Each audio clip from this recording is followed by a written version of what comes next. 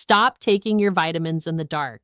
If you're over 60 and you've been rubbing your cold, aching, heavy legs at the end of every day, blaming it on just getting older, I need you to hear something that most doctors never sit down and explain properly because they have 12 minutes with you and a waiting room full of people. Poor leg circulation isn't a life sentence. It's not something you just accept along with gray hair and reading glasses.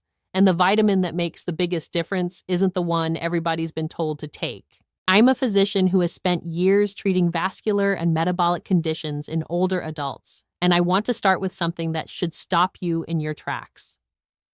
Researchers looking at older men and women with a mean age of 81 found that people with peripheral arterial disease, that's the medical term for poor circulation in the legs caused by narrowed arteries, had significantly higher blood levels of a compound called homocysteine, along with lower levels of one particular vitamin, and this relationship held up even after accounting for other risk factors.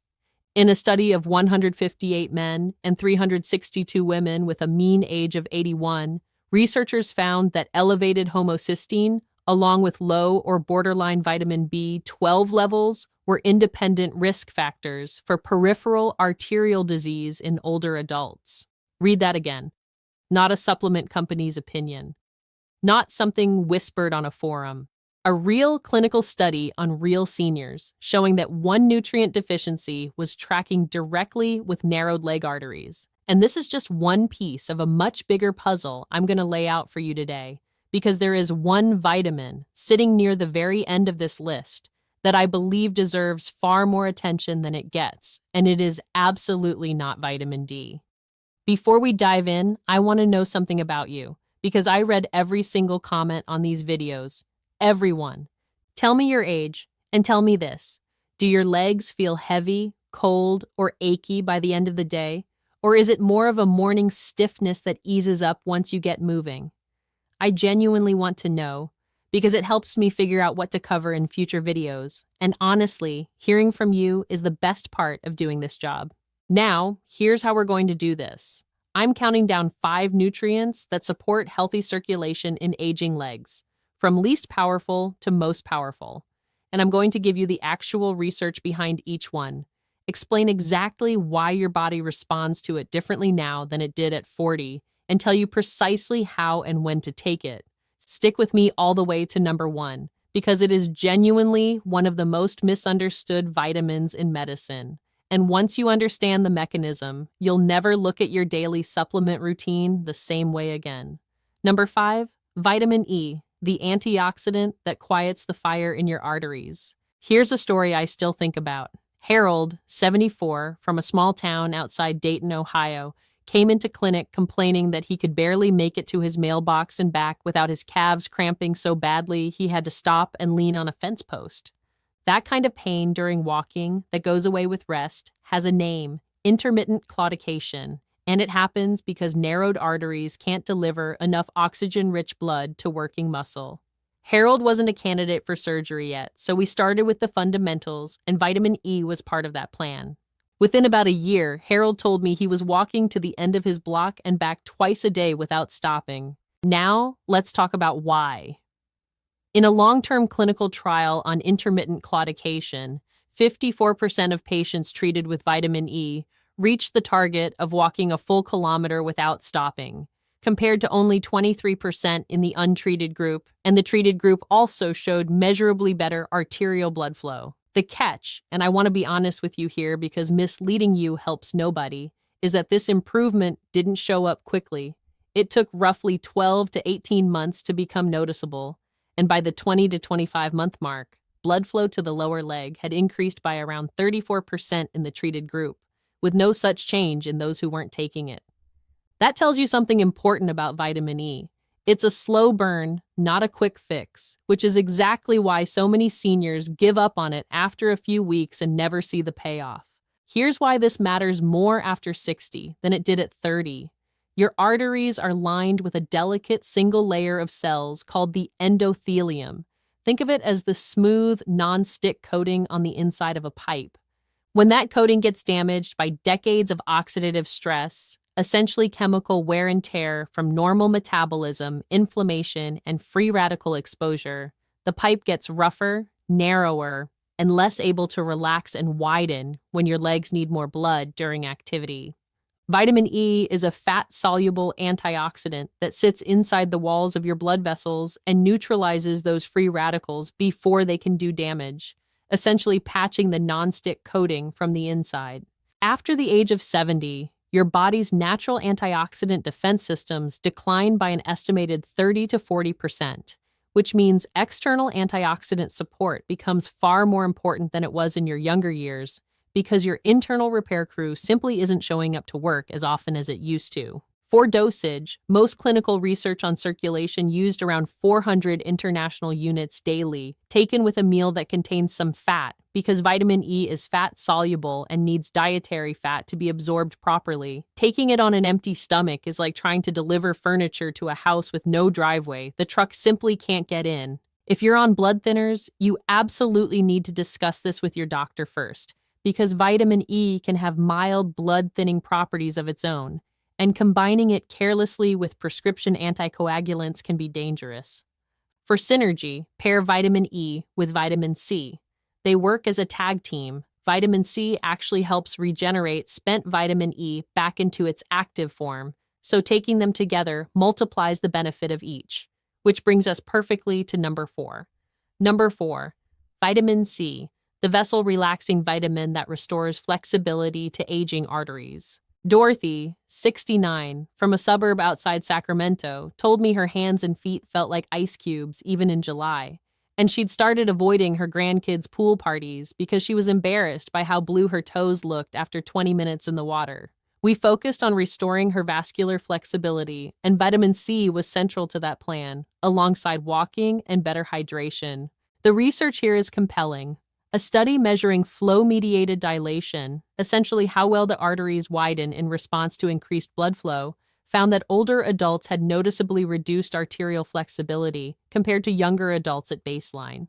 But here's the part that should get your attention. When researchers induced mild inflammation using a vaccine and then gave participants 2 grams of oral vitamin C, the vitamin C restored the flow-mediated dilation back to its original healthy values in both younger and older adults, essentially reversing the inflammation-driven stiffening of the arteries.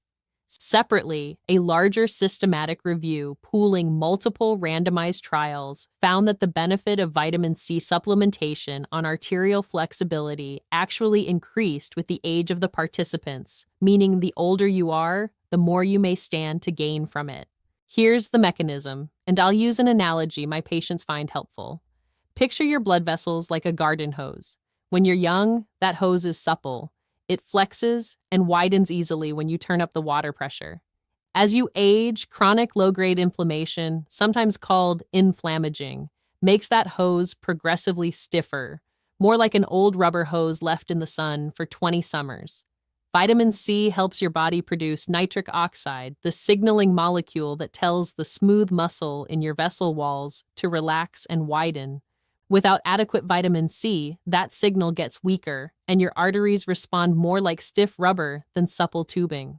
After age 65, plasma vitamin C levels tend to run lower even in people eating reasonably well, partly due to reduced absorption efficiency and partly due to increased oxidative demand from age-related inflammation. For timing and dosage, somewhere between 500 and 1,000 milligrams daily, split into 2 doses, tends to work better than 1 large dose, because vitamin C is water-soluble, and your body can only absorb and use so much at once before the rest is simply flushed out in your urine.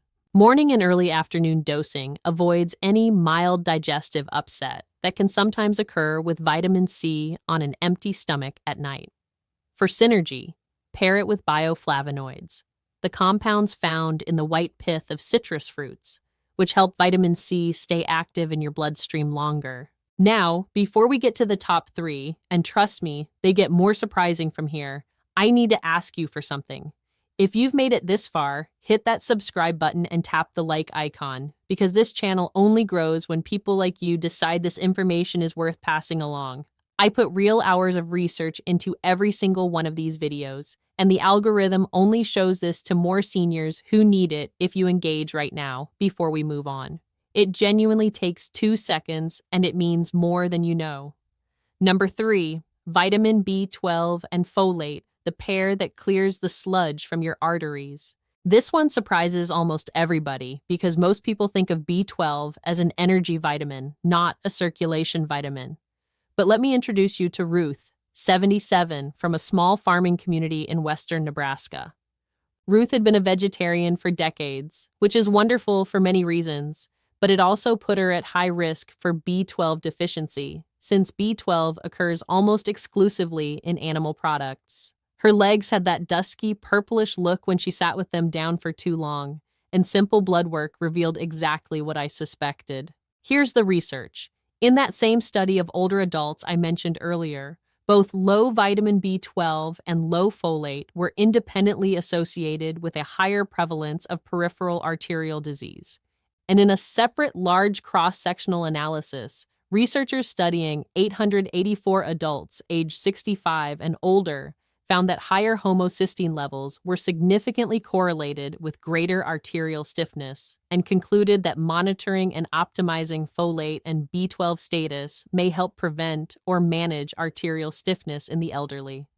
This is a big deal because arterial stiffness in the legs is essentially the early warning sign before full-blown circulation problems set in. Now, here's why this happens specifically as we age. Every time your body breaks down protein, it produces a byproduct called homocysteine. In a well-functioning system, B12 and folate act like a cleanup crew, converting homocysteine into harmless substances before it can cause damage. But starting around age 60, stomach acid production naturally declines by as much as 30%, and B12 needs stomach acid to be properly absorbed from food. Add in that many seniors take acid-reducing medications for reflux, which further blocks absorption, and you get a perfect storm where homocysteine builds up faster than your body can clear it. That excess homocysteine acts almost like sandpaper on the inside of your blood vessels, roughening the endothelium and encouraging the kind of plaque buildup that eventually narrows the arteries feeding your legs. Think of B12 and folate like the sanitation department for your bloodstream. When the sanitation trucks stop running, garbage piles up on the curb, and eventually it starts affecting everything around it. That's homocysteine sitting in your vessels instead of being hauled away. For dosage, most research supporting vascular benefits uses somewhere between 500 and 1,000 micrograms of B12 daily in the methylcobalamin form, which tends to be better utilized by older adults with absorption challenges, paired with 400 to 800 micrograms of folate. Sublingual B12, meaning a tablet or spray that dissolves under the tongue, bypasses some of the stomach acid dependency issue entirely, which makes it a smart choice for seniors on acid-reducing medications. Get your levels checked with a simple blood test before starting high doses, because your doctor needs to rule out other causes of any deficiency first. For synergy, pair B12 and folate with vitamin B6, since all three work together in that same homocysteine-clearing pathway, and taking them as a trio is far more effective than any one alone. Number 2, vitamin K2, the calcium traffic controller most seniors have never heard of. This is where things get genuinely eye-opening because K2 might be the single most under-discussed vitamin in mainstream senior health content, and I think that's a real shame. The landmark Rotterdam study followed more than 4,800 initially healthy adults, all over 55 years old, for roughly 10 years, and found that people who consumed the most vitamin K2 through their diet had a 50% reduced risk of arterial calcification and a 50% reduced risk of cardiovascular events during the study period. Separately, a pivotal clinical trial found that among participants who already had elevated arterial stiffness at the start of the study, those given vitamin K2 in the MK7 form at a dose of 180 micrograms daily actually showed a decrease in arterial stiffness over 3 years, while the group not taking it saw their stiffness continue to increase. Read that carefully, this wasn't just prevention, it was measurable reversal of existing arterial stiffening in older adults. And that's an extraordinary finding for a nutrient this inexpensive and this overlooked. Here's the mechanism, and I want to give you an analogy because this one is a little more technical. Your body has a protein called matrix Glay protein, whose entire job is to grab loose calcium floating in your bloodstream and stop it from depositing inside your artery walls, the way it should be depositing in your bones instead. But that protein needs to be activated through a process that requires vitamin K2 as its essential helper. Without enough K2, that protein sits around in an inactive, useless state, like a security guard standing at the door with no keys. Calcium then slips past unchecked and slowly calcifies your arteries, making them stiffer, harder, and less able to widen properly when your legs need extra blood flow during a walk or while climbing stairs. Healthy artery tissue has been found to contain roughly 100 times more vitamin K2 than diseased, calcified artery tissue, which tells you just how central this vitamin is to keeping your vascular plumbing soft and pliable rather than rigid like an old, crusted pipe. Why does this matter so much specifically after 60? Because vitamin K2 is produced in small amounts by your gut bacteria, and the diversity and health of your gut microbiome tends to decline with age, meaning your internal K2 production drops right when your calcium management needs are increasing. Meanwhile, most seniors are also taking calcium supplements for bone health without any K2 to direct that calcium to the right place, which some researchers believe may actually worsen arterial calcification if K2 status is inadequate. It's a bit like hiring movers to bring furniture into your house, but never telling them which rooms to put things in. So the calcium ends up scattered in the hallway, meaning your arteries, instead of where it belongs, in your bones. For dosing, most successful clinical trials use somewhere between 90 and 180 micrograms daily of the MK7 form specifically, which has a longer half-life in your bloodstream than other forms and appears more effective for vascular benefits. Take it with a meal containing fat, since like vitamin E, K2 is fat-soluble. If you're on blood-thinning medication such as warfarin, this is critically important. You must speak with your physician before adding K2 because it can interact directly with how those medications work. For synergy, pair K2 with vitamin D3, since D3 increases calcium absorption from your gut, and K2 is what makes sure that calcium goes to your bones rather than your arteries. They function as two halves of the same system. And that brings us finally to number one. Number one, niacin, vitamin B3, the vasodilator hiding in plain sight. I want to tell you about Walter, 81, from a small coastal town in Maine, who described his legs as feeling like they belonged to somebody else. Cold, numb, almost disconnected from the rest of his body by early evening. His circulation had been declining for years, and cold, poorly perfused legs like his are exactly the kind of case where understanding niacin's mechanism changes everything about how you think about treatment. Here is the research, and it goes back further than most people realize. Niacin has been shown to influence blood vessel diameter, most notably through the flush reaction it causes, which results from widening of blood vessels in the skin.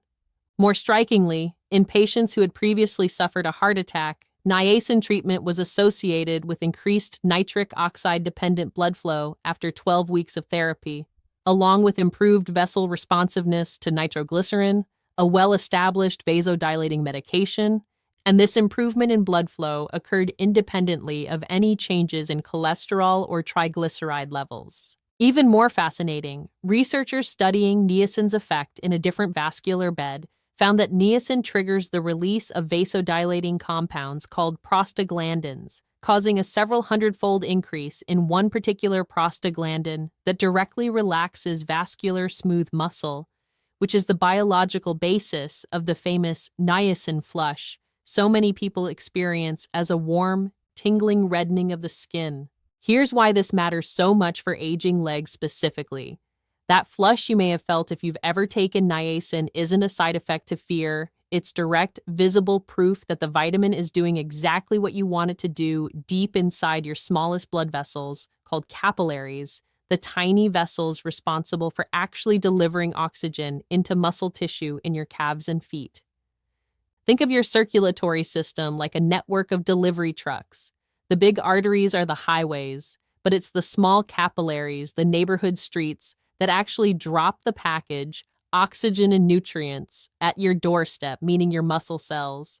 As we age, those neighborhood streets become congested and narrow due to decades of inflammation and reduced nitric oxide production, and packages simply stop arriving efficiently, which is exactly why your legs feel heavy, cold, and tired, even when your major arteries look reasonably fine on a scan. Niacin widens those neighborhood streets directly, restoring delivery to tissue that's been running on a reduced supply chain for years. There's another layer here that connects to something called mitochondrial function. Mitochondria being the tiny energy factories inside every cell in your legs. Niacin is a direct building block for a molecule called NAD+, which your mitochondria absolutely require to produce energy efficiently. Research shows that NAD+ levels decline substantially with age, in some estimates by as much as 50% between young adulthood and your senior years, which means your leg muscles aren't just getting less blood flow, their internal energy factories are also running on fumes, a double burden that niacin helps address on both fronts simultaneously, improving delivery of fuel while also helping the cellular machinery use that fuel more efficiently once it arrives. Now, dosage and safety here require real care, and I want to be completely straightforward with you rather than glossing over the risks the way so many supplement videos do. Immediate release niacin at doses used in circulation research often started as low as 50 to 100 milligrams and was titrated upward gradually under medical supervision because higher doses carry real risks, including liver stress, blood sugar elevation, and significant flushing that some people find uncomfortable. This is not a supplement to simply start at high doses on your own. Work with your physician, get baseline liver function tests, and start low. Taking it with food can reduce the intensity of the flush, and taking a small dose of aspirin 30 minutes beforehand, only if your doctor approves this, can blunt the flushing sensation for those who find it bothersome. For synergy, pair niacin with magnesium, which helps relax vascular smooth muscle alongside niacin's own vasodilating effect, creating a more comprehensive relaxation response throughout your circulatory system. I want to be honest with you about something important before we wrap up. If your legs are cold, painful when walking, changing color, or developing sores that won't heal, that's not a video to watch. That's a doctor's appointment to make, because these can be signs of significant arterial blockage that sometimes requires treatment beyond nutrition. Everything I've shared today is meant to work alongside good medical care, not replace it, and I've put the full scientific references for everything we discussed in the description below so you can review them yourself and bring them to your own doctor if you'd like to discuss any of this further. Here's what I want you to take away from everything we've covered today. Your legs carry you to your grandchildren, to your garden, to the mailbox, to the porch, to watch the sunset, to every single ordinary moment that actually makes up a life worth living. Independence isn't a luxury as we age. It's the thing that lets you stay in your own home, make your own choices, and keep doing the things that make you feel like yourself. The research we walked through today on vitamin E, vitamin C, B12 and folate, K2, and finally niacin isn't about chasing some fountain of youth. It's about giving your body the specific raw materials it needs to keep those small, unglamorous, life-sustaining processes running the way they used to. And here's the truth I want you to sit with. It is never too late to start. Your body has an incredible capacity to respond, to adapt, and to heal, even now, even at 75, even at 85. The blood vessels in your legs are not simply relics of decades of wear. They are living tissue that responds to what you feed it, starting today. If this video gave you something useful, something you're going to bring up at your next doctor's visit, do me a favor and subscribe, because I put these together to genuinely help people like you, not to chase views. And I want to hear from you in the comments. Tell me which one of these 5 surprised you the most, and tell me how your legs have been feeling lately. I read every single comment, and I'll see you in the next one.